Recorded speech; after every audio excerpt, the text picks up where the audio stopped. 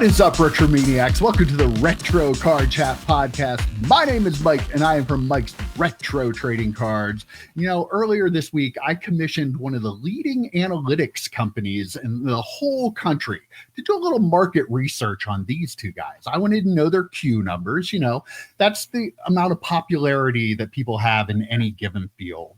And let me just say, the numbers are in respectable. They are, of course. Joe Day and EP Eric Mahalik. How you doing, boys? I'll take it. Yeah, I love it. I'll take respectable. You are respectably known Yeah. in the hobby. I was shocked, honestly. So. Yeah, that some people consider us respectable a humble brag. I mean, I don't know. Calling us respectable is it's like we're humble bragging a little bit, but I'm with you. I think we might be respectable. We deserve a humble brag every now and then, every right? now and again. Every now and again. I agree. How's it going, boys? It's been a rough week. What was that sigh, dude? Don't everybody go at once. It's been a rough. I feel like there's a story coming.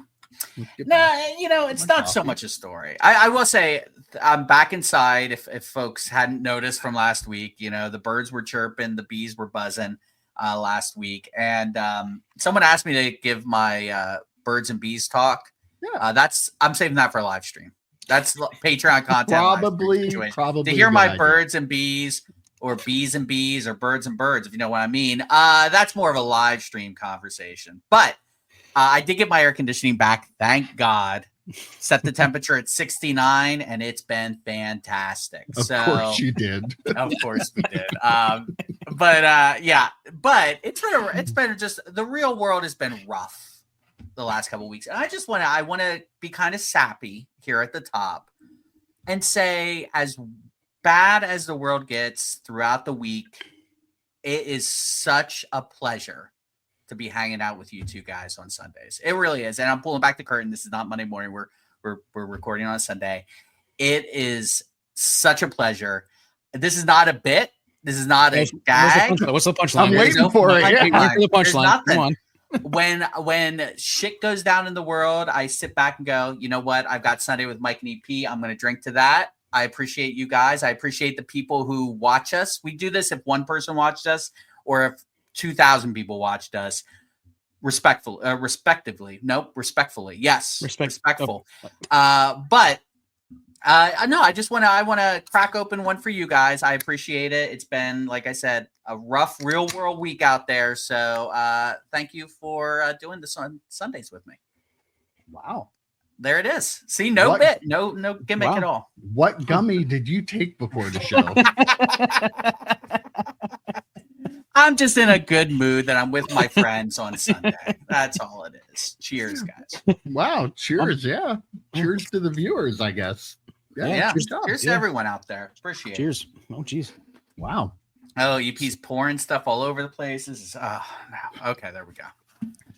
I don't even know where to go after that. I'm stunned. yeah, I know. I think that like every time as well. I mean, I appreciate that, Joe. That's awesome. Like this is something that I look forward to literally every week. Like no doubt about it. And so I'm glad you're here. I also had a relatively rough week with my work stuff. I had a lot of it's been a lot the last few weeks, and this week's not going to be any easier. I'm working a couple extra days this week, even though it's going to be only a 4-day week. It feels like I've been working days I wouldn't normally be working. So kind of some weird stuff there. Yeah, just a weird week, and I just might as well go into it. I also made a purchase last week, and I wanted to say that I got like there's no doubt about it. I purchased. There was a listen. Here's what I do. I go through and I watch things on my watch list. I put bids on things I'm never going to win, all this sort of stuff. So I watched a Joe Burrow. That's how you enjoy the hobby. It's one of the things it is. Like about the hobby. It is. So I decided I put in a bid on it, or I watched a Joe Burrow rookie card that was $15. It was an optic blue scope rookie card. And I have a couple like low end Joe Burrow rookie cards that are, they're $1, $5 kinds of cards. They're not super expensive cards. So when I saw the price, like, well, that seems weird to be that cheap, but it's like, I'll watch it and see what happens and go back to it later. They sent me an offer for $12 and it was a PSA 9. I'm like, well, thinking to myself, well, geez, a PSA 9 Joe Burrow rookie card for $12. I can't pass that up. I can sell that for $20 easily at a show, never bothering to check and see what the actual price of this card is, which is like $100 card. right? So I get the pack and get the thing in the mail. I was like, well, that's weird. There's no graded card in this pack. And then I open it up, and it's only like 5 or 6 cards, something like that. And what I did not see was at the very, very, very end of the title was an asterisk, the word chaser, and an asterisk, which I don't know what that means. But after reading the description, again, always read the descriptions before you spend money on stuff on eBay. Before they apparently, I was buying a chance to get one of 500 chances to get the Blue Scope rookie card for $15. So 500 chances to get one at $15 a piece for $100. No, $12. Then you get it for $12. Well, no, that was I got it for 12, but got it for 15, but they offered me 12. So how many people are falling to the exact same, like in this exact same boat, getting got the same way I got by this person, and they are making $6,000 for that $100 and some card, by the way. Right, and $12 a spot. Yeah. Now all the stuff I got were parallels, and there were some cards in there that maybe were worth $1 or $2, but nothing even close to making the amount of money back that I paid for it. And they had already sold, I think, like 145 of these or something like that. So they literally had already made like a huge amount of money off of this thing. So it's just definitely a weird thing. Watch out for chaser packs. I did not know what they were. I just saw a Blue Scope rookie card, and I was like, well, it'd be something I might pick up for sell at a card show or whatever. And then it all happened. So I apologize for being somebody who says read the descriptions, read the title, understand what you're buying before you spend your money. And I went ahead and spent my money without actually checking. So I'll tell you what, this is like the perfect way to tell people, because here's the thing. I think we consider ourselves pretty knowledgeable in the hobby. I feel like we're pretty inundated in the terrible people that are in the hobby that, we talk about every week and things like this and scams and all this stuff. And if even you, a very knowledgeable collector and hobbyist, could get got, that tells you how easy it is to prey on people in this hobby who are not as knowledgeable as you are about things. So like, if you could get got, literally anyone could get got. So, be careful out there. We say it all the time. Be a vigilant buyer, read the descriptions, practice what you preach in some cases, but definitely be more vigilant out there, because EP knows what he's talking about. And if he's susceptible to it, that means anyone could be susceptible to it. What are we doing, eBay? like that cannot be allowed. I guarantee you that is against their terms. Yet here it is. Like that again, it's going to go back to the shit that eBay allows just blows my mind, because they have the power to police that kind of stuff. The people that sell reprints that put RP, like you're supposed to know what RP means. Like, come on. They could clearly get rid of this stuff and police it better, and they don't. And that's on them. It's just a shame. Like, come on. You're going to make thousands of dollars off of $100 card. Probably a card too that you sent in that you were hoping to get a 10 on. Right. They didn't get a 10 on. Yeah. Like they probably sent in like 10 of them and got a couple 10s, but then had a couple 9s. So you know what I'll do with these 9s? I'll sell them with these chasers. And you know how these website algorithms work. All of a sudden, I was inundated with chaser listings. You sure you don't want to look at this chaser? Is like, no, I don't want to get any more of these. Get these out of. It's like Mike sent you a Jeff Wilson link. Feeds its It's like, and these are prevalent on Twitter. It's like a Raz, but to the next level. Because in a Raz, it's usually 10 to 12 people buy in, and it's usually the person makes a profit for sure, but not 500. Like if it was like just a repack, that's different. I think generally there's a floor, there's a ceiling. You got a couple of base cards and a couple of parallels. You're not, it's just literally the stuff that they couldn't get rid of, and they just jammed it into it. Low end stuff they couldn't get rid of, and they just jammed it into a bubble mailer. I mean, it's crazy. It's absolutely crazy. I was telling you guys before we recorded, I'm starting to see non-sports fake autographs out there coming from China. Like, and I looked at it. I sent it to a couple people. Who would have thought, right? To the point where the fake was kind of so good, and I can't guarantee it was a fake 100%. I showed it to you guys beforehand, and we all agreed it looked fake. But to the point where I reached out to Steve Chernoff, and he's like, unless I see the card in hand, I can't guarantee one way or the other. But he's like, it doesn't look it doesn't look great. And he goes, the company that they're using to authenticate it doesn't look great. And they had some other fake stuff on there. Like, you really have to be a vigilant buyer. But the problem with the card that I was talking to you guys about, the Patrick Stewart, is that people are going to see that sell for a really low amount, because there's a lot of people out there who are cognizant that that's a fake. So it's going to sell really, really cheap, and it's going to F with all of the comps for that card now, because people will say, well, look at this one. This look at the latest, look at the this $500 card sold for $25. This is clearly only a $25 card. You know, people are going to try and pull that off, but you got to be a vigilant buyer out there. It's really, there's landmines all over the place. Well, it's not going to impact it now, Joe, because you brought it up on our podcast, and we have respectable reach in the hobby here. Yeah, so that's true. I'm sure that'll work itself out there. Yeah. Yeah. Wow. Crazy stuff going on. I want to apologize. We didn't do a live this past weekend because I was celebrating Father's Day a day early on Saturday, and it just wasn't working out. I know EP was kind of worn out from work and all that. I was 50-50 that I might have had to work. I didn't find out until yesterday morning that I didn't have to work Saturday night anyway. So like there was just a lot of stuff. Hopefully we do one soon. That fingers crossed. EP goes on vacation. We got some other things going on, but we were talking before we started recording, and we were having such a great time. We're like, this could have been the live stream. I mean, we were just really had yeah, we'll just drop what we're talking about before all the shows that we're recording, and we'll just make that our live stream for you. Probably not a great idea. Maybe not. Yeah, I have to edit some of that out. Yeah. So bleep some stuff out. Yeah. Yep. Yeah. All right. Well, you want to get into it, or should we just end it there? Let's wrap it up. That's good. Yeah, let's just wrap. I'm ready to go. Let's roll. I cracked open an alcohol. All right, EP. Let's keep going, EP, because I want to get to the end of the podcast where Joe finally drops the joke, the pun of what. Right. Yeah, I know it's coming. Punchline. Yeah, it's gonna get her at the now end. I'm gonna have to marinate and work on one. Great. If I'm distracted, that's why. All right. Well, the big news this week for everybody is that GameStop is not buying PSA. Hey, we're a weekly podcast. We don't give you daily stuff. So we missed the whole GameStop is buying PSA wave. That one came in a little earlier. Now we're on the GameStop is not buying PSA, because earlier this week, I blamed Dustin. He had the video.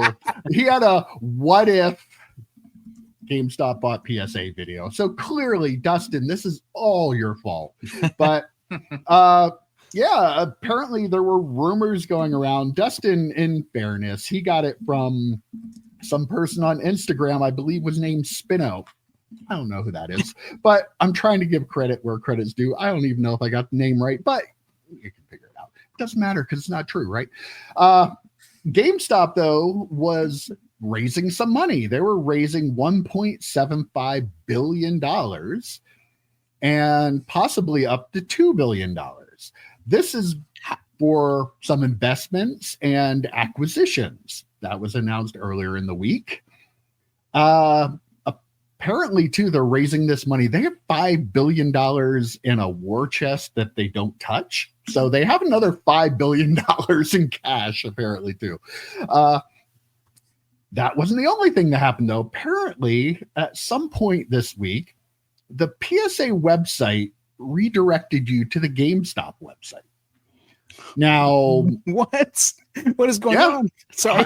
Higher ups at PSA said that it was just a technical error while attempting to test upcoming feature with GameStop that will be announced later this summer. Okay. Well, Jeff Wilson, because he loves the hobby. He reached out. Nat Turner said to him, no. I thought you were going to say he reached out to us at first. For some reason, the way you were talking. He should. Wouldn't that be great? I mean, we have respectable reach. But yeah, Nat Turner denied that. I guess Collect Media had also reached out, and they said a higher ranking official also said that there are no current plans to be bought out, but no current plans. I don't know. Now, I'm just going to say, so it looks like GameStop is not buying PSA. But at the same time, there's a lot of smoke here, a lot of stuff going on if GameStop was talking about acquiring PSA, do you think Nat Turner and the higher ups were going to say, "Oh yeah, that's not how business works"? So, as much as I respect Jeff Wilson's take on everything, I'm not sure that Nat Turner telling you no, that's not true is necessarily the final period on the end of the story. Jeff also went on to say how it doesn't make any sense for them to do that, and Collectors is a big company. Apparently they are. GameStop is a $5.2 billion company. Collectors, I believe, was last estimated at 4.3 billion, but that was a couple of years ago when the card market was a little higher. So some people don't think that they're really worth quite that much. Still, it's a gigantic company, but we see gigantic companies buy other gigantic companies all the time. So I don't know where he gets the "it doesn't make any sense" part of it, because I think any company that would Collectors Universe, or just Collectors, is doing a really good job right now. They own a huge part of the grading market. They bought SGC. So another company acquiring them would make sense for any company, because they seem to be a very strong company right now. So I don't know if I buy that it doesn't make sense. It might not happen, might not be happening, might be nothing to this at all. But hey, this is what we love to talk about in the hobby, right? We don't know, but let's talk about it. What are your thoughts on all this information I've just thrown out at everybody? I'm blown away. When there's smoke, there's fire. I don't know. Like the website thing's the weirdest part to me. The website thing is the absolute weirdest part. Like, what I need to know exactly happening this week. Right. Yeah. What glitch happened? And there's another story that we're going to talk about a little bit later with a property that's owned by Collectors that kind of is feeding into this a little bit as well, I think, so I don't think it's as outlandish. And of course, it's like when you ask someone, "Oh, what are your war plans?" "Oh, we don't have any." Well, they're not going to tell you. Why would they tell you? That doesn't happen. Yeah. So, and you said they have $5 billion in a war chest. They're trying to raise money. Collectors, I just Googled it, and you're right, Mike. The last number out there is a little over 4 billion. I Googled what GameStop is valued at, their market cap, and it's like almost $10 billion, which is mind blowing to me. I would have never guessed that in a million years. So, like, it is. GameStop has done just such a phenomenal job of completely changing up their priorities, changing up what they do. And our buddy Mike Jones sent us a picture of rip and submit the PSA right from GameStop, which is weird because I was in a GameStop literally a couple days before, took a picture and forgot to send to you guys of the same flyer. So that's happening. I'm in Pittsburgh. Explain a little bit to the people what that is. Like, I have no idea. I didn't even really look at it. Apparently you can rip the cards there. They're having special events there on it was a certain day, I believe, where you can go in and you rip stuff and then send it send it to PSA. They're doing special events now. It's not just walk in with your cards. They're actually going to have Pokemon rips at the shop that people rip them, and then the cards they get, they decide they want to grade. That's just all done there that day. So and I guarantee you, the people that don't really know about grading, if they go in there and rip, they're going to submit everything. I mean, that's just kind of what the sports card hobby did a few years ago and kind of still doing, but not. I think Pokemon's taken that mantle, right? The rip and submit everything and hope to get 10. So, so for them to do special events like this, I went into that GameStop and I saw a lot of people in line, and they were holding packages. I didn't really see them holding video games to buy, so I don't know. This people denying it like this makes me think it actually might be happening. Right. Yeah. So, and one company buying another big company. Well, the one company's twice the size approximately in value. So it's not as outlandish as you think. And maybe Nat Turner just wants to cash that check. I mean, it's a lot of money that dude would have after this. So I don't think it's I don't believe that it's nothing. There might have been at least talks, if nothing else. I think there were at least talks about it. When Mike brought this topic up to us, I thought that's laughable. I can't believe anybody would ever believe this. I had no idea the valuations, like Joe said, the $10 billion for GameStop, like that. I wouldn't think that I would think that with the amount of money that PSA is making right now, grading 2 million or 1.5 million cards a month or whatever they're doing, like the crazy amount of money, like I would think their valuation would be way higher than GameStop. So I realize that GameStop's been around longer. They're more diverse. They have probably a wider reach as far as people going into there and buying their customer base. But I thought this was laughable. And then the website thing, like you said, Joe, that is like we said, where there's smoke, there's fire. That is literally like kindling on fire right there. That happened. Like that doesn't happen by accident. I've worked on websites. Yeah, like somebody with very, very high access to their the workings of their website had to allow that to happen. Had to have that happen. And then on top of it, when the dude says not currently, that is in my opinion, as much as the website thing is big, like not currently thinking about it, like that means that there has at least been discussions that they're like, in my opinion, that means that they're like this is either came really, really close to happening already or is close to happening, in my opinion. One other thing I want to talk about, when my company got bought by a bigger company several years ago, back in like around 2000, and we were told, oh no, nothing's going to happen, nothing's going to change, everything's going to be just as it is, and literally everything changed for me, from my particular job, and for a couple of jobs. So they're not going to tell you exactly what's happening. That is like you guys both said, in business, that's never going to happen. So like this is there's a lot of smoke here, as you guys both said. And what's it matter if it does? Honestly, at the end of the day, what's it matter? If they buy collectors, it'll just be a larger company owning another company. Nothing's going to change. That Turner may stay on as whatever title he has. The Hogue guy, was that his name? Ryan Hogue? Ryan Hogue, yeah. Yeah, he's probably going to stay on. They'll probably have like people come and work there. Like Turner's on the board at GameStop too, correct? Mm-hmm. So like there's already some synergy, as you love that word, EP, but like there's already some stuff going on there. There's already tangling of webs, so to speak. And I don't care. Like honestly, at the end of the day, if it happens, it's a big story because it's the largest company, arguably, other than Fanatics, obviously, but it's the largest like non-manufacturer company in the hobby, and they are getting bought out by a company who's probably just going to leave things in place. So because why mess with a really good thing? Mm-hmm. There's probably going to be more synergy type events happening. But other than that, I mean, if you are submitting cards today, I don't think it's going to change much, and it actually might be better because they are a company that's been around. I looked it up. EP 1984 GameStop would have their first store open, which is mind blowing to me. So yeah. So again, at the end of the day, we'll talk about it because it is big news. It is big news, but it won't really affect much. So if you're worried about it, don't worry about it, I guess.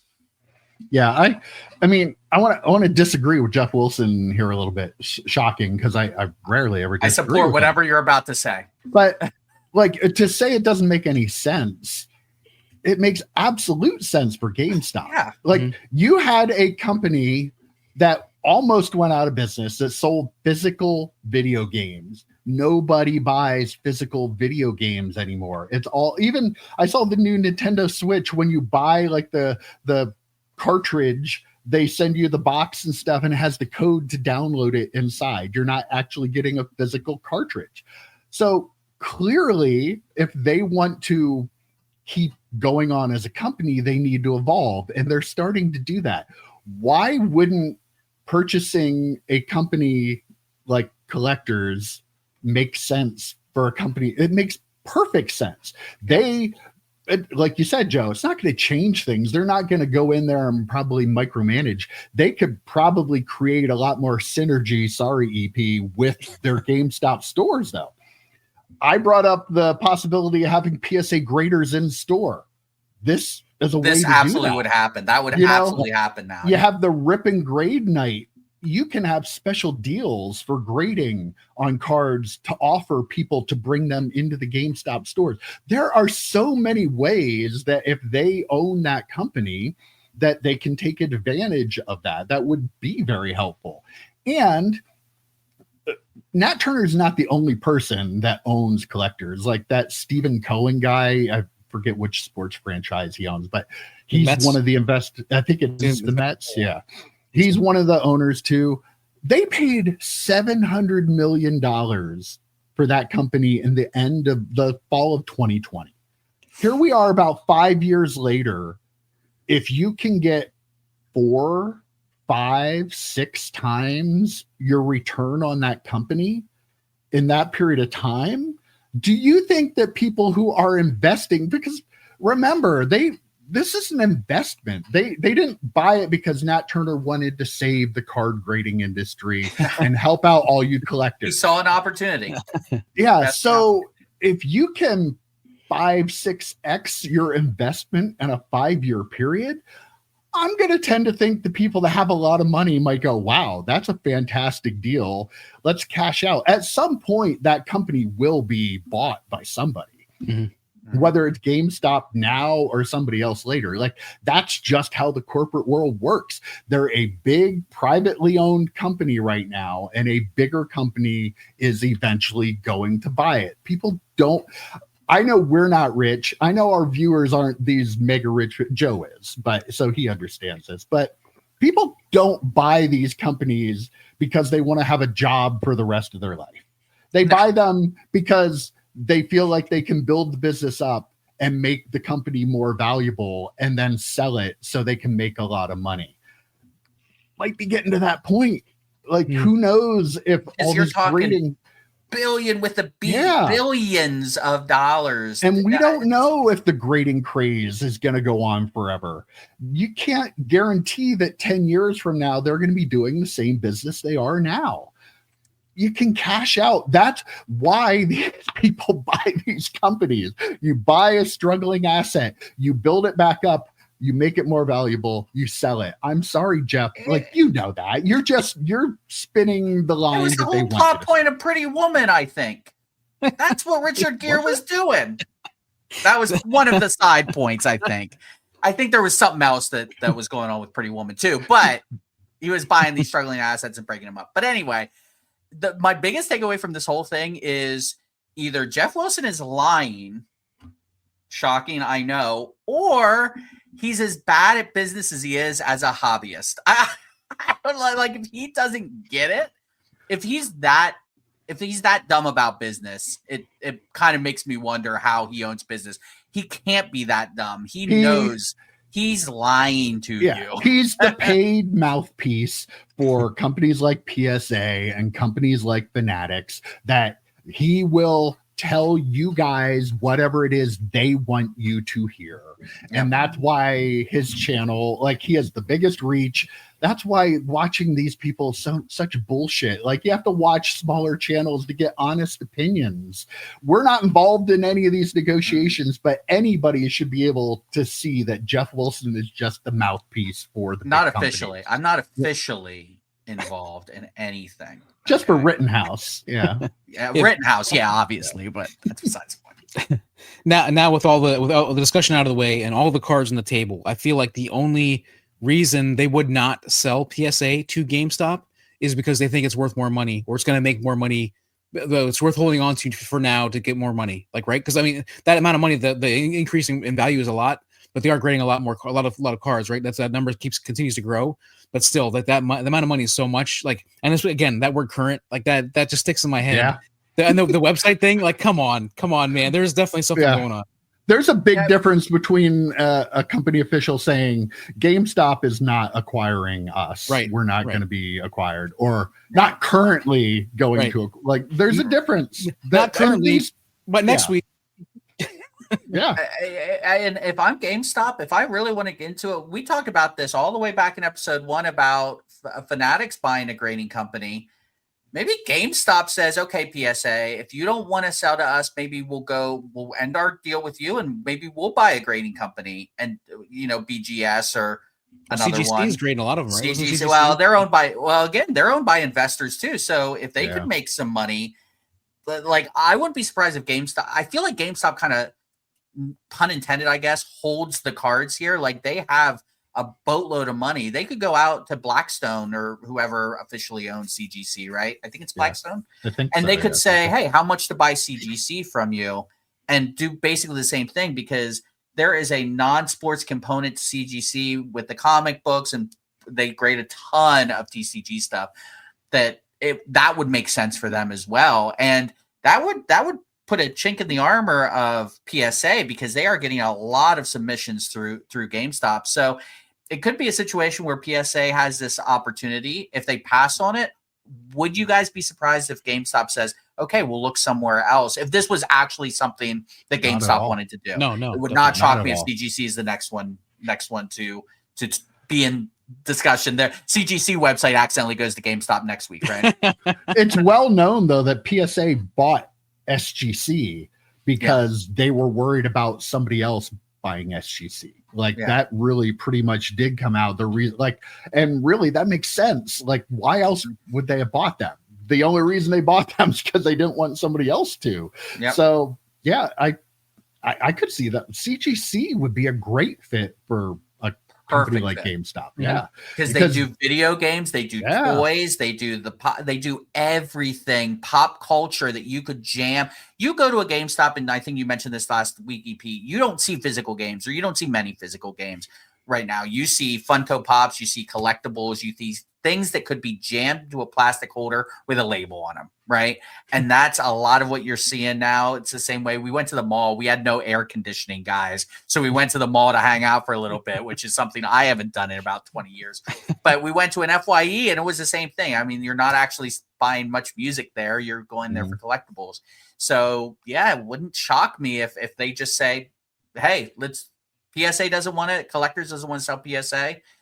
That's fine. We'll go somewhere else. And they saw how card grading has been a positive for their business. So you think they're going to stop? Rich people love money. I've said this how many times on this channel. Rich people love money. Corporations love money. They're going to keep going up. Whether they take PSA along for the ride, that's kind of up to PSA. It could be with a CGC. Wow. We're going to drop a video. Dustin will have video out by the time this drops tomorrow. He'll hear about it and he'll say, what if GameStop buys CGC? We love you, Dustin. We're just joking here. He actually watches some of our stuff, so we do appreciate it. Yeah, we give him a pass. We give him a pass. Yeah. All right. Well, I talked about SGC a little bit. Turns out that they are no longer going to be giving a discount to bulk submitters anymore. I guess Boca Cards and Boca Raton, right there by the SGC place, was their biggest group submitter, and they sent out notice that as of the 20th of June, they will no longer be able to give the group submitter discount on the cards they're giving to SGC. They did point out that they still will give you, they'll put them in, they'll prep the cards for you, they'll wipe them off. They won't Kurt's card carrot, but they'll wipe the cards off, they'll prep the cards for you, and their shipping rates are lower to get them returned. But this is kind of an interesting step. Like, we've talked quite a bit about maybe SGC going away.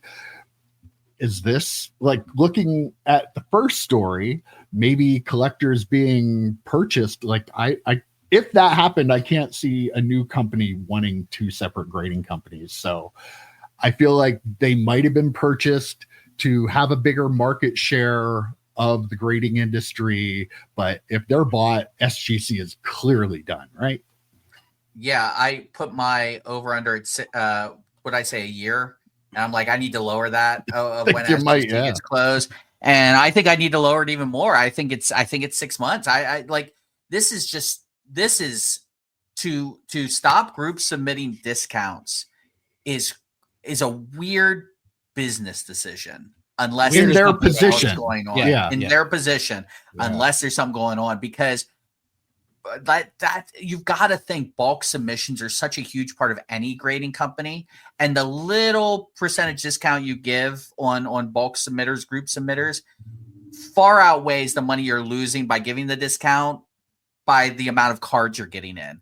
So the fact that they are cutting those out, man, there's, again, lots of smoke. When there's this much smoke, there's either a new pope or there's a fire, right? So like at some point you've got to realize that SGC is, if you are an SGC lover, and I have submitted with SGC, I know EP and Mike have as well. I mean, I really, really like SGC. I think they have great graders. I think they're very consistent. I know people, the slab isn't for everyone, but if you really like them, prepare yourself. Start to think of alternatives, because I really don't think they're going to be around. If PSA collector sells PSA or not, I don't think they're going to have SGC go with that sale, and I think it'll just be shuttered at this point, because I wouldn't be surprised if that would be part of some sort of deal too. Well, you can't keep SGC. It either comes with us and we shut it down, or you shut it down because you can't compete. Like there's going to be a no compete clause or something. Like you can't start a new grading company right after or by X amount of years. So yeah, I think 6 months, like it's almost like they're packing everything up and they're getting ready to move. It kind of is. I mean, I love SGC. They're like, their slabs are okay. I actually like, I may prefer them over PSA even, but their grading is always consistent. Their prices were good. Their turnaround time was great. Like that's what I really like about them. Like I would speak. You guys hear that? No. What do you have? I hear somebody playing taps on a trumpet. I see what you did there. A little bit. That was a bit. It was. EP had a bit. As much as I love SGC, like this is like you said, a weird decision. This is a bad business decision. This is awful. This is like we quit. This is literally like we're quitting right now, because I can't imagine they are going to get enough cards in without the group submitting rate to be able to even like fund their business, right? Like I would think that number is probably so high that it's not gonna help. Like this is gonna crush them. It's gonna kill them. It'll be really interesting to see their grading numbers for July, because that will probably be the first full month that this will have an impact on it. But I was thinking, when we talked about the grading numbers last week, SGC does nothing in trading card games, right? Mm-hmm. They have last year, before they were sold, they were running specials, and they were weren't they getting like 20 or 30,000? Yes. Now they don't do that anymore. And it clearly that's because PSA doesn't want to lose the business they're gaining. Like that's why. But like if they were truly an independent company, they would be running specials, because CGC starting to grade a lot of Pokemon cards, PSA over 1 million. There's no way, if they were an independent company, they wouldn't be trying to get the piece of that pie. Like for the people that are like, well, I could wait 3 months to get it from PSA, or I could have these back in a couple weeks. I have a show coming up. I'm just going to do this. Clearly, they're not just operating independently. They're operating under the confines that PSA has put on them. But this is going to hurt. This is really going to hurt. Yeah, and I haven't put it on for a while. I'm going to put it on here a little bit. I don't think it's even that big of a hot take conspiracy theory situation. But you said, you can get your cards back, in a couple of weeks, where PSA you have to wait. From what I've heard, SGC has been taking a little while getting their returns back. They're back to like 45 days. So and look at the grading numbers. It's not like the grading numbers are going up for them. So what's happened? Do you think PSA might have said, slow it down? Would you be surprised if collectors said, slow it down because you're making PSA look bad and we're going to be shuttering you anyway? Like, I just have this weird feeling that they are doing everything they can to kill SGC. They're not letting them do specials. It's such a stupid business decision not to do specials when there's such a boom in the TCG market right now. Mm-hmm. The thing that people love them for were their consistent grading and their turnaround times. EP and I watch Little Victories all the time. He just has been talking about how inconsistent their grading has gotten and how their turnaround times have gotten worse. Like, this is not a coincidence. Like, I don't know if PSA is pilfering their graders and taking them and putting them at PSA. That's probably part of it. And when you do that, guess what happens? The grading is going to be less consistent and the turnaround times are going to get jacked up. So I wouldn't be surprised if the mothership is coming in and saying, whoa, slow it down. We're going to take your best graders and we're going to make you look like a bad company at this point. We're not going to let you have. SGC did not decide to not have group submitters. SGC did not make that decision. That decision was made by collectors, Collectors Universe. So, yeah, I'm sorry. Like, they're doing everything they can to destroy SGC, and it's going to work, and they're going to be dead and buried by the beginning of next year. Yeah, if you had if you're a business manager, you're not going to say, "Oh, we should stop doing this thing that actually makes us a lot of money." Like, right? Thing, right? Like, I think like this is the first time when we've actually really seen SGC like acting like they're operating under the thumb of PSA. Like that, there might have been hints before. But this seems like it's really, really there, and that it's very scary to me. I as much as I love SGC, like this seems like it's the end. There's no way around it. Like it's sad. And maybe it's just me, but I haven't seen Peter in a while. Didn't Peter, like he used to drop videos about things and talk about what's going on with the company, and like I feel like he might not even be in the office. He might be getting his paycheck. Yeah, it feels like since the acquisition, though, he's kind of dropped off. I could be completely wrong about that. I admit that, but just I mean, I do look on Twitter quite a bit, and I watch YouTube videos, and I haven't seen much from him. So. And that first video looked like a hostage reading the newspaper. It really did. Is he one of those people? I mean, I agree 100% that they are taking some of their employees. Like when I said when my company got bought, we were told everything's going to be going to stay the same. Don't worry about it. And then things changed like greatly for some of us. I mean, I wouldn't be surprised if they came in and said, "Listen, we're going to take your top 10 vintage raiders or whatever, because that is what SGC was known for." And they're not going to advertise that. They're not going to like send out a press release out about that. But you wonder how many people were taken from SGC before, or have been taken or slowly taken away from SGC, and leading to the increase in times or whatever. I don't think they're saying you stop being good at your job. I think they're just taking away their resources. That's so probably what's happening. And well, the stop being good at your job. What I meant by that is no specials, no group submitters. Yeah. Like that's the way they can tell them to stop being good at their job, because they would have specials if they were independent. Yeah. And we talked about this, was it 2 weeks ago now, where PSA is putting an office down there. Mm-hmm. So, I mean, the writing is on the wall, boys. That company is going the way of the dodo. You wonder what they could have done if they wouldn't have been bought.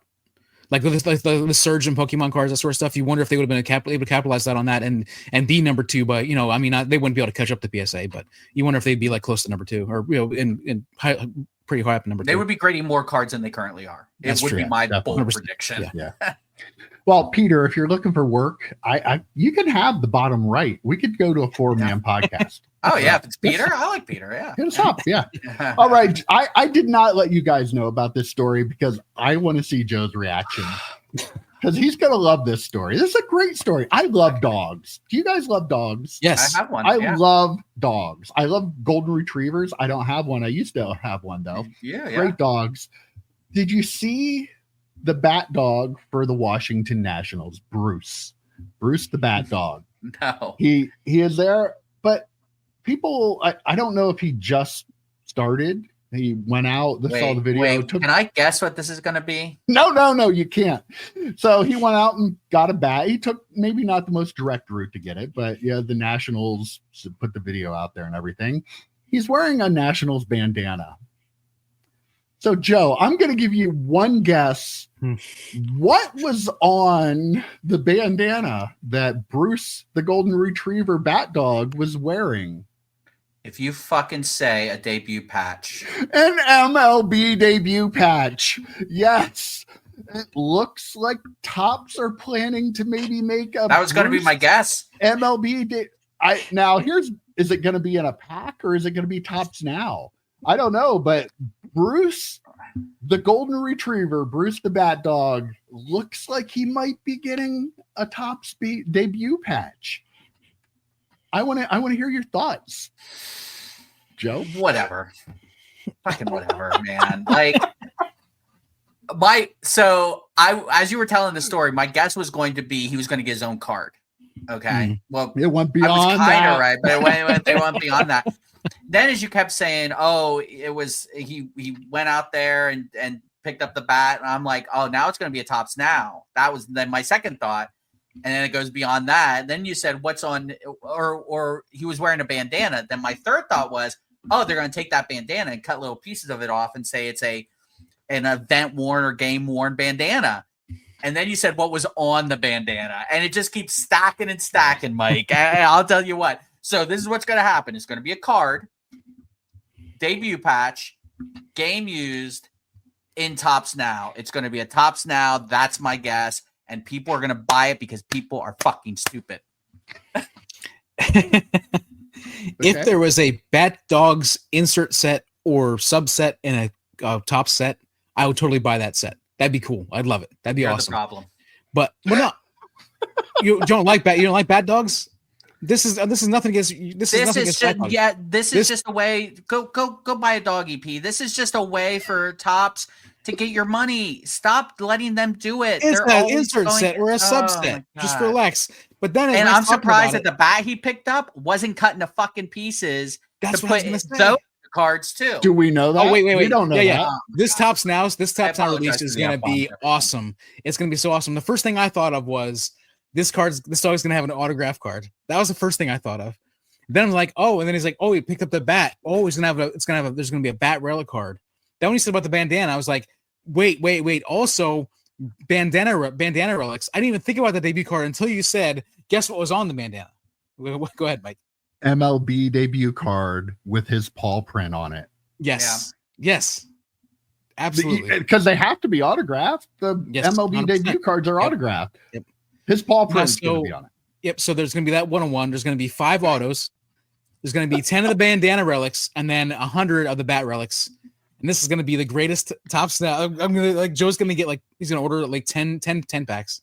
I stopped listening to UEP. I'm just looking at my fantasy football team right now. That's on. I actually think the MLB debut will be part of this year's MLB debut patches in Tops Chrome. That's my guess. Mm-hmm. I think they will use the other stuff and do a Tops Now, but then I think he'll also have an MLB debut card in as part of the set. And for as much as Joe hates it, people are going to go bananas for it. They're going to try. I never said that. I never said they wouldn't. EP. Well, no. I agree. No, I agree. I'm just saying, for as much as you are against this, there are a lot of people in the hobby that are just going to go bananas, and this would be the most expensive card in that set. I agree with that. I 100% agree with that. And I will say, I would not be surprised if this dog sheds. I don't know. Do golden retrievers shed, Mike? Because if golden retrievers shed, they will have hair cards in Allen and Ginter of this fucking dog.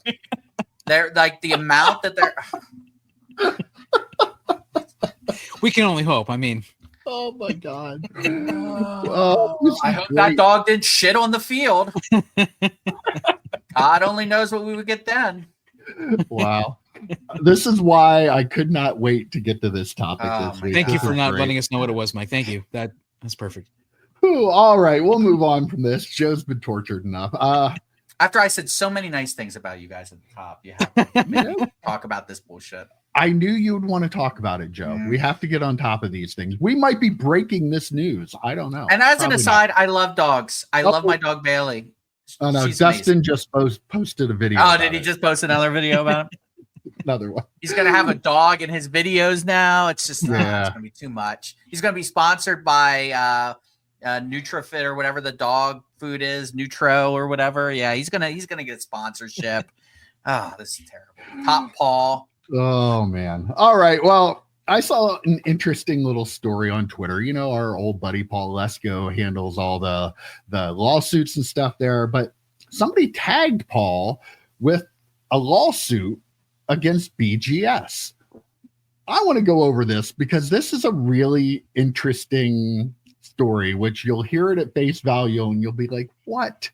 But then you hear some of the facts about it and then you go, So I want to know where you guys land on this. If you're going to be on the plaintiff side or if you're going to be on BGS side on this. So where's my BGS hat? Do I have? Damn it! We don't need that. Apparently, can you put a Law and Order sound bumper in? Yeah, that'd be great. Yeah, I'll try that. Right here. If I found it, it was right there, but it's probably not. Anyway, back in 2013, keep in mind 2013. That was what? A year 7 years beyond ago? 2012. Almost back in 2012. Yeah, Close almost back in 2012.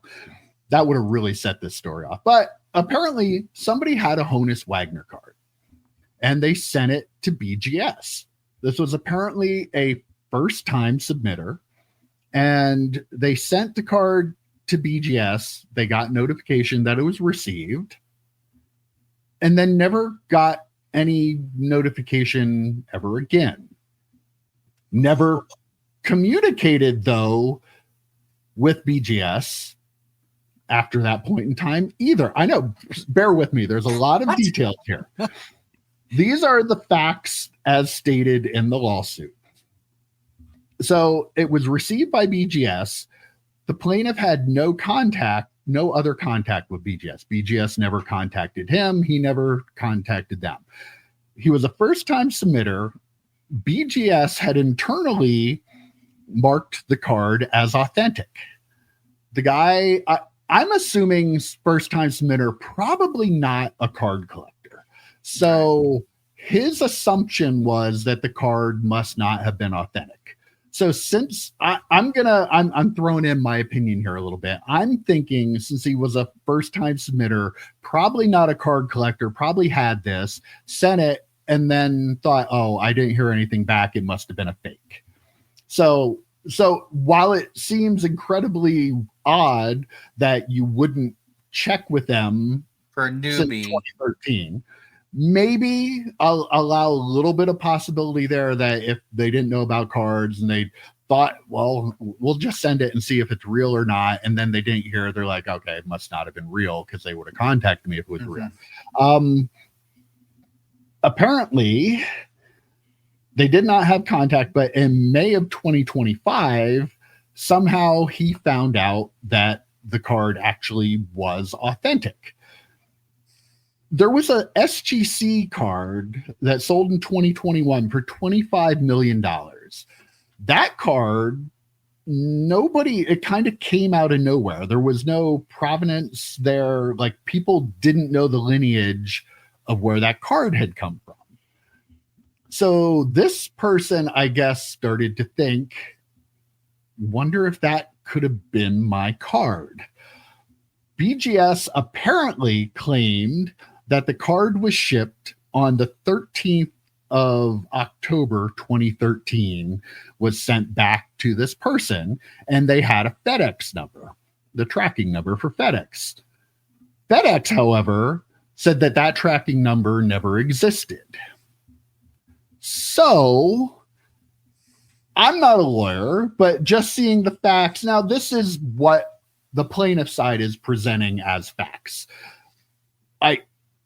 I do see a possibility that maybe somebody there took the card, fudged the FedEx number, and took the card and sold it to somebody. I don't know.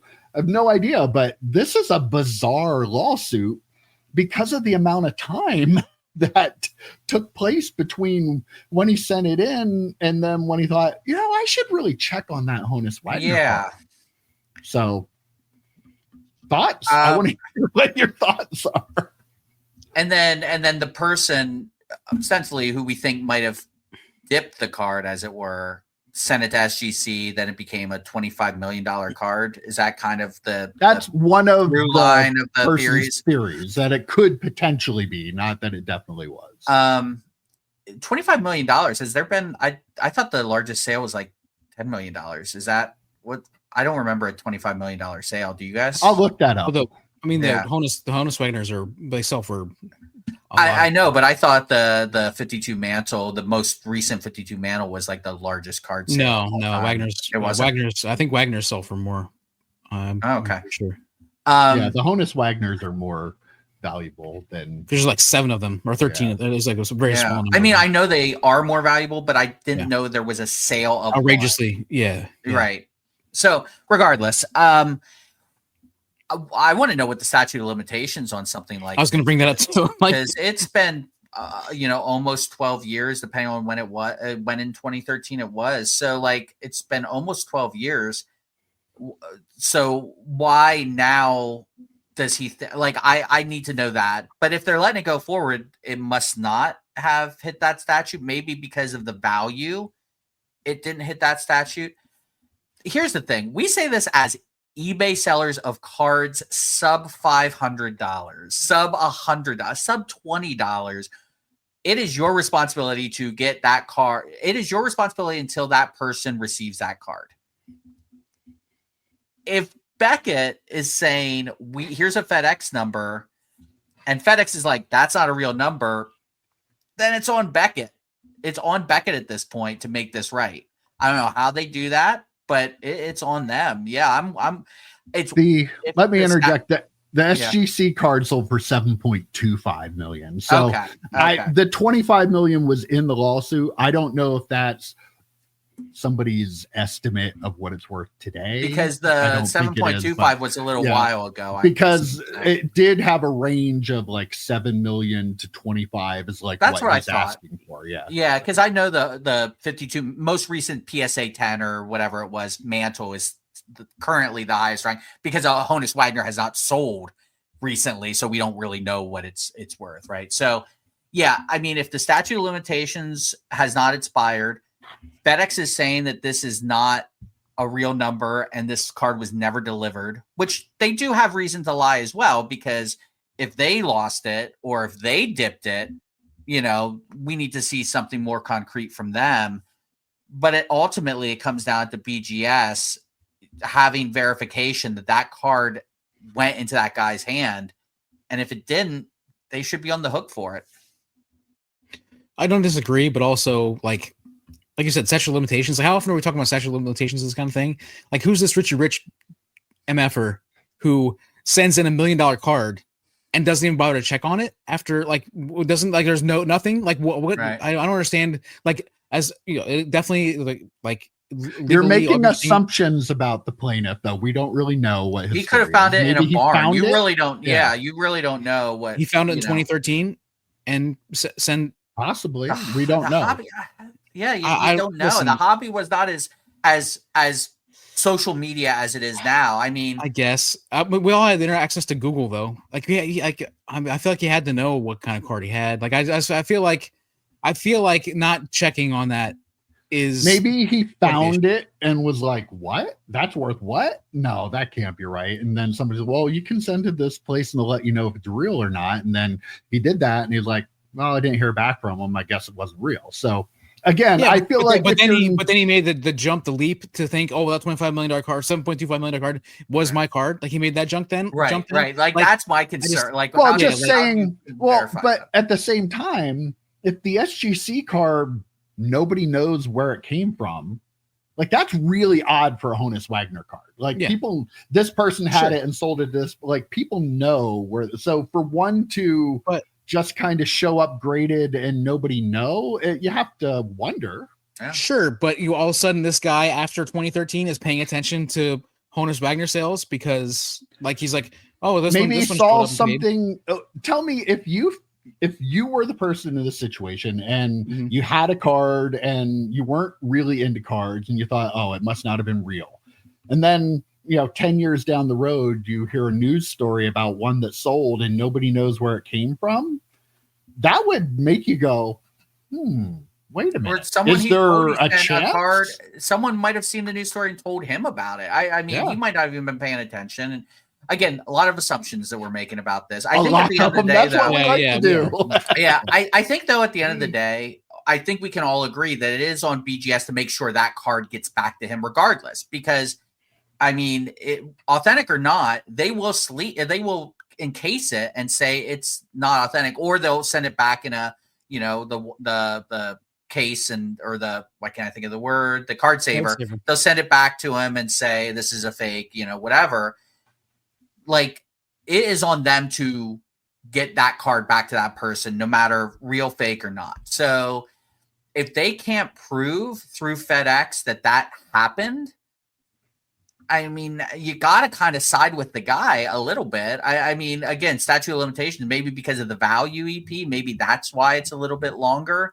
I don't know. In the lawsuit, he's claiming that because BGS never contacted him, that the statute of limitation, there wouldn't be a statute of limitations until he made contact, because it was their responsibility to contact him, and they never did. I don't know if that has anything to do with it legal or not, but that's his claim for why it should still be, able to go forward. And 2013 was a very, I mean, Honus Wagner has transcended space and time, as it were, when it comes to cards. He's had some good years since then. Yeah. Everyone knows Honus Wagner, but I will say 2013 was a whole different time, where if this guy found this card today, he would be taking pictures. It would be on Instagram. It would be on, he would be doing YouTube videos, and he would send it off to PSA. He would probably walk to PSA, to go through walkthrough service, literally and figuratively. Walk from New York, and have it done. Yeah.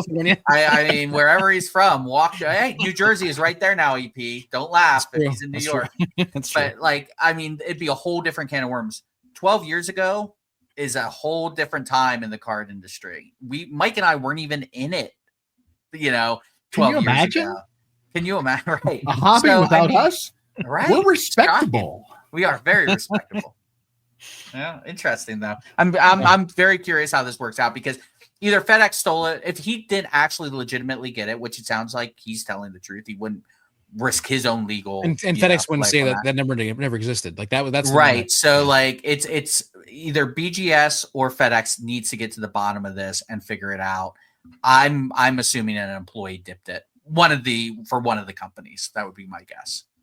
Yeah. All right. Let's see. I have a lot of little stuff. I want to get to this one. I thought this was a fun story. The golfer Ian Poulter, he plays on the Live Golf Tour. The new Live Golf Immaculate Golf that came out recently. He signed his 1-of-1, but he had a little inscription on there. The inscription on the card said, "Sell me this card, please." So a collector actually pulled this card recently, and he decided to sell Ian Poulter the card. He got in touch with him. Ian Poulter ended up giving him $1,000 and gave him tickets for the Live Golf event in Virginia, and signed some other memorabilia and stuff for him, and gave him the opportunity. They met, and he handed the card over to him. They got pictures together. Ian Poulter actually took a selfie of the two of them himself. Cool. So that's awesome. Yeah, I just think that's really cool. This kind of stuff is awesome. I've seen it with baseball players too. There have been a couple baseball players that have put that they want this card to get in touch with them. So I mean, this is cool, right? I love this. I'm waiting for the other shoe to drop for you to say, and then people started to comment, how could you give him this card for less than whatever amount of money? And the hobby is all about money and not about experiences. Why would you think to not blah, blah, blah, blah, blah? That usually happens. Yeah. No, that did not happen in this case. It has happened though with baseball players before. It happens. And I remember one person saying, I got to meet the guy and he gave me signed bats and stuff. I'm happy with this. Right. That's an experience that money doesn't buy you. Don't tell me. I'm literally happier than I would have been with $2,000 as opposed to $1,000. Absolutely. Right. Exactly. How many experiences can you pull out of a pack? Yes, money is one thing, but you don't have the opportunity to meet a professional athlete and bring them their card and sell them their card or trade them their card. That's really cool. I love this stuff, and I love that athletes are doing this. Yeah. Yes. It's amazing, and it tells you, we've talked about this again all the way back to episode 1. We want actual athletes who are actual collectors, right? And he clearly is. Whether he was before or while he was signing cards, and it was oh my God, this would be so cool to have. I'm going to write this inscription. Really, really cool. And that experience, getting some autograph stuff from him on the side, the selfie. I mean, yeah, that's awesome. And that's what, people say, experiences are worth more than that's why when I'll sit at a concert and I'll see people recording the concert, watching it through their phone, I'm like, when are you going to watch that video? You're missing the experience of this, and it really pisses me off. But that's a really cool story. Yeah, Joe, when you said about how you were waiting for the other shoe to drop, I was thinking to myself, Ian Poulter's going to flip this thing. He's going to see the buzz around it. He's going to flip it. He's going to list it on eBay to sell for like $6,000. Right. I was going to totally see that, but I mean, like you said, Joe, it's awesome. Like even if he wasn't a collector before, now he is because he moves his card so bad. And like if I had to sign a 1-of-1 card with like a piece of jersey or and like my autograph on it, I was like, this is really freaking cool. I want to get this for myself. But then to create this experience for the fan, like this is an example of actual fandom, actual collecting, and actual like it really, this is really what it's all about. And having that experience, people that are upset about the amount of money like that, again, if there are people out there complaining about that, then they're not in this for the right reasons. Like that dude had maybe the experience of his life with an athlete, with a pro athlete. So yeah. I love it. I just love it. Awesome. It would be kind of awesome if he just kept selling it and then repeating the process. That'd be kind of neat. That would be kind of so how long you can keep it going before somebody's like, nah, I'm not selling you that. Okay, let's see. Where do I want to go here? Let's talk about it. The Pope Leo the 14th Topps Now 1-of-1 card has been pulled. And much to the chagrin of a lot of people on Twitter and other social media, they graded it with CGC. Came back CGC 9, but I guess it's going to be up for sale on Fanatics Collect. The out of 5, I think, sold for a little over $3,000. So where do we think this is going to sell? How much is it going to sell for? And what about the CGC part of this? I saw some people just like influencers, paid influencers, I don't know who they are, but complaining about CGC and like, why would people do this? And like, they're beautiful slabs. Like, you cannot say, you might not like the heavenly label. Even they're heavenly, Mike, but there is not a slab that is anywhere near as nice as CGC. Like, so just learn about what you're talking about, even if you're being paid by people to talk about it. But anyway, back to my original question. Thoughts on it, and how much is it going to sell for? So thoughts on this? I made the joke before when we were talking. Catholic Grading Company, I believe, is what CGC stands for. So that makes sense. Perfect. Heavenly slab. Even God could see it through that clear plastic. So I already made that joke. Yeah. Yeah. Well, no, I needed the God part that he can see through it. Oh, okay. So it's a 1-of-1. What's it matter who grades it? What's it matter? It's a 1-of-1. If it's in one piece of plastic versus another piece of plastic, what does it matter? Card. It's the same card. It's going to get roughly the same grade. What's it matter? Put it in the slab that you think it looks best in. CGC. It's not PSA though. Oh no, the ugliest slab out there. It's not in that. Slabs who, by the way, again, if you have it put into and it's a higher end card, so it would be put into those goddamn Pope cards. It would be put in. How ironic is that? Right. It would be put into those god awful perfect fits that are going to scratch it so it looks like crap anyway. Like, I just whatever. The 1-of-1. Would you say the out of 5 went for $3,000? $3,000, yeah. 10 grand? I'm guessing at least. I think. Unfortunately, the Pope Leo did not autograph. This is not a non-autograph card because he would have put contact me, and I will. Great. Yeah, that would have been great. See, why can't the Pope? Could you imagine taking a trip to Rome? Standing at the balcony, the selfie with the Pope. Oh my! He would have signed some Bibles for you. It would have been awesome. Unfortunately, they didn't pay him enough. They didn't pay him enough. Yeah. And he's a White Sox fan, so that dude's been through a lot. Yeah. they didn't do this right. They should have paid more to get some mass used relics to put into some of the cars. That would have been great. That would be a little like, I don't know, anti religious. I mean, cutting up game used Bibles, EP. I'm not going to get into it. I'm not going to get into the anti-religious part of it. But yeah, 10G sounds about right. If the other ones went for $3,000, like it seems like a lot of money for a Pope card. But yeah, I could see 10G is definitely going to happen. Yeah, the CGC. We have to grade everything with PSA. Why are people like this? The dude, the person. Don't want to assume it's a dude. The person who got it probably just had a bunch of other Pokemon cards. Like, well, I'm going to send this in with my Pokemon cards and send all the SGC in one batch, and probably that's what happened. CGC, yeah. Yeah, SGC stands for Satan Grading Company, apparently. So gosh, yeah, I don't know. Said it I don't there. know. Absolutely That's not. what it's sacrilegious grading company, maybe. I don't know. I don't know what that S stands for. This card's going to sell for 20 grand. Oh my gosh. Mark it down. Yeah. It's possible. People are going to want that card. And shocking that a Topps Now card made its way to Fanatics Collect. That's weird. God directed it there. Divine intervention, if you will. Divine intervention, absolutely. All right, guys. Well, I think we're going to wrap things up there this week because I don't want to talk about anything else. Like, we will save some of this stuff for next week. We can't give it all to you in 1 week because then what are we going to talk about next week? We need 2 weeks worth of ads in the stuff we're talking about. We need to beef up that definitely. money. Absolutely. You have to pay for the Patreon if you want to get all the rest of this, which we don't have. But if you want us to have one, just let us know. We'll just charge you like what, $500 a month? That sounds good. Yeah. All right, guys. That was a great chat this week. But I will see you next week. Take care, guys. The joke was, I love you guys. Thanks, man. You too, Joe. Adios.